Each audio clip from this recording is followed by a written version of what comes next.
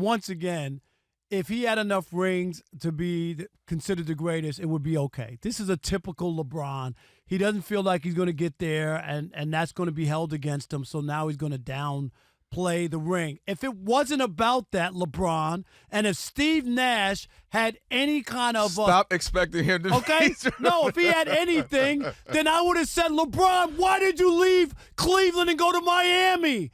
Chasing rings. Cleveland! You're the one who did it. You're the one who ran away. You're the one who put together a super team so that you could win rings. You were the one who were afraid not to win a championship. As great as you were as a player. Not 2, not 3. That's right. Not 4, now he's saying, not listen 5, to this.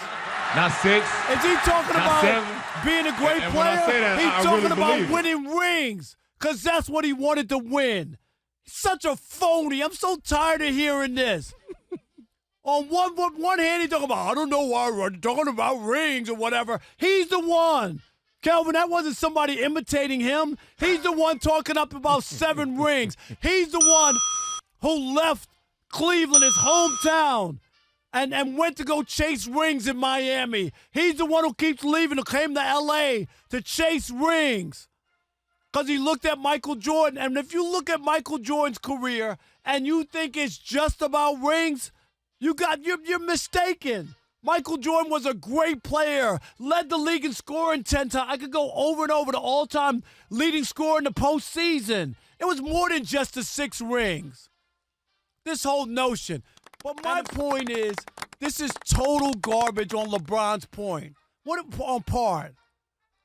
The only reason if LeBron had 8 or 10 rings, you think he would be talking about the number of rings people counting? Of course he would not. Such a phony. I'm so tired of hearing guys make an excuse when it doesn't fit their narrative. I'll sit here and tell you Charles Barkley was a great player.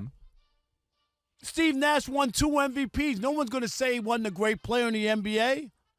But when you talk about the greatest of all time, I don't know of anybody who's the greatest of anything who didn't win at some point in their life.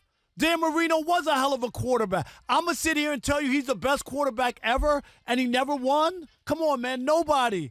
How many times do I have to bring up Marv Levy? He went to 4 straight Super Bowls as a coach. Not 3. 4.